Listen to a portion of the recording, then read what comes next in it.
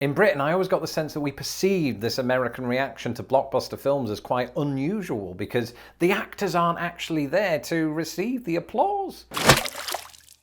Hello, I'm Lawrence and I'm on a quest to uncover all of the memos that Britain and America lost in the pond, and one of those memos pertains to movie theatres/cinemas. We'll get onto terminology later. But as somebody who's been frequenting cinemas since 1987 when I went to see both Superman 4: The Quest for Peace and Masters of the Universe, two films criminally overlooked by the Academy, I've had my fair share of experience of cinemas in both Britain and America. And while cinema complexes in both countries do have things in common, such as the smell of popcorn and human there are also some subtle and not so subtle differences. Now, cinemas of course have taken something of a hit during the COVID-19 pandemic, but in the event that reports of their death are exaggerated, here are epic ways that British and American movie theatres are very different.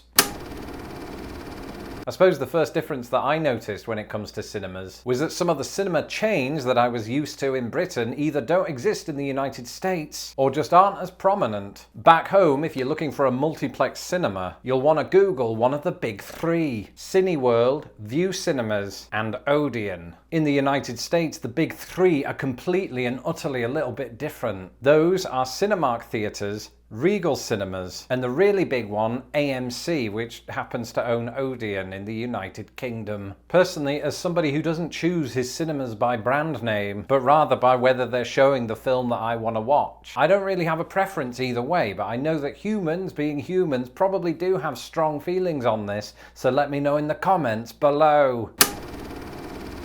One thing I can definitely say about both British and American cinemas is that they both do pretty well about showing the other country's films. So for example, as a kid, I went to see Back to the Future 2, Indiana Jones and the Last Crusade, Who Framed Roger Rabbit, Police Academy 6, while in America I and many other people went to see the likes of Philomena, The King's Speech, Bridget Jones 3, Shut Up. But there's one thing, for various reasons or another, that often gets changed: the title of the film. Down the road I do intend to do what Americans call a deeper dive into this, but to whet your appetite, here's a brief list of films that were released under different names in Britain and America. 2017's Pirates of the Caribbean: Dead Men Tell No Tales was rebranded in the UK as Pirates of the Caribbean: Salazar's Revenge. On the other hand, the 2001 British-made film The 51st State was released in the United States as Formula 51, owing to the perception that the original title would somehow be offensive to American audiences. Because in this context, the expression 51st State refers to America's perceived dominance over Britain. And, you know, from experience, that's how most Americans see our relationship, so why on earth did they change it? One that's quite personal to me, having lived in the US state of Indiana, is the film Hoosiers. But because the term Hoosiers is a demonym for people from Indiana and is little known outside of the United States, this feel-good sports film was renamed Best Shot in the United Kingdom. And I only discovered recently that a film that was released when I was a kid called Bigfoot and the Hendersons was released under the slightly different name of Harry and the Hendersons in the United States. Now, there are an absolute boatload of different title variations, so if you would like to learn more about these, subscribe to my channel so that you get notified when I begin my deeper dive. And then of course there's the very important question of cinema snacks. And for Americans visiting Britain, don't worry, we do popcorn, hot dogs and soft drinks, although probably at a smaller size. Some cinemas will also allow alcoholic beverages. I suppose the major difference that really stood out to me was the type of candy and or sweets, as well as pre-packaged savoury snacks that you can pick up at concession. In America, you're more likely to find Doritos than you are KP Crisps. And when it comes to chocolate snacks, both countries might do M&Ms. But Britain also rolls out the Maltesers and various Cadbury products. Whereas the US has a line of candy that I'd never heard of before moving to the United States. So things like Milk Duds, Raisinets, Whoppers, Bunch of Crunch, and of course, Reese's Pieces. Now, one thing that separates British moviegoers from their American counterparts is the way they show their appreciation for a rousing major blockbuster. In Britain, if we love the film, we don't really do anything except sit there in silence, with an upper lip that remains as stiff as the acting in the Twilight Saga. We walk out and then we talk about the film in glowing terms. In America, it can be different. I remember at the end of Star Wars Episode 7, The Force Awakens, a film that is universally loved and isn't divisive whatsoever, everybody in this Indianapolis cinema just stood up and applauded and cheered.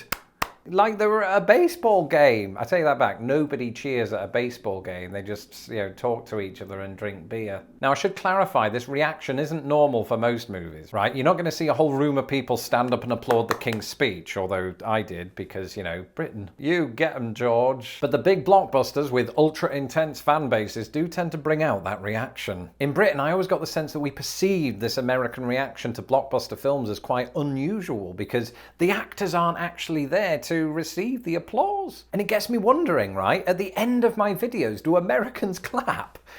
Don't answer that. I don't want to know either way.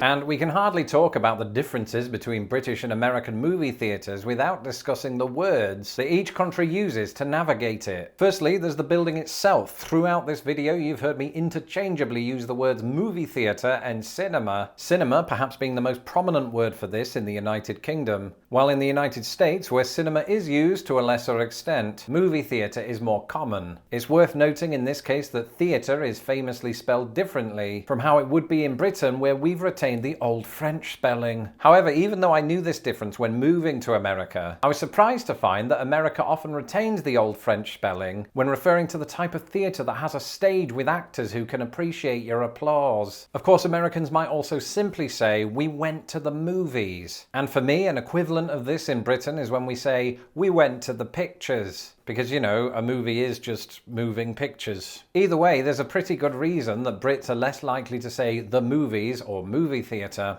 And that's because we're less likely to use the word movie itself. Instead, we often refer to a movie as a film, or less commonly, a flick. And there are two other cinema-related words that are less commonly used these days, but were all the rage when I was a kid. The first is a word to describe a break midway through a film, in which, you head to the loo or pick up extra refreshments, ideally not at the same time. In Britain, we always called this the interval, whereas in America, it's known as the intermission. And time was when cinema going was so popular that people would line up down the streets just to get in the building. In the north of England, a common refrain for this was, "We had to queue up around the corner." Whereas in America, it might be something like, "The line ran for 3 blocks." Contrary to popular belief, by the way, this likely didn't inform the origin of the word blockbuster, which seems to have derived from the name of an aerial bomb capable of destroying whole blocks of buildings. And, maybe that gives rise to why people describe things like Superman 4: The Quest for Peace as a box office bomb. That's it for this episode. Let me know in the comments below if you frequented cinemas in either countries and what your thoughts were. I'm Lawrence Brown. You can follow me on Twitter at LostInThePondUS, and don't forget to subscribe to my channel so that my videos don't get lost in the pond. A massive thanks to the people that make these videos happen. That's my patrons, who I get to interact with every Friday on my secret live streams. We're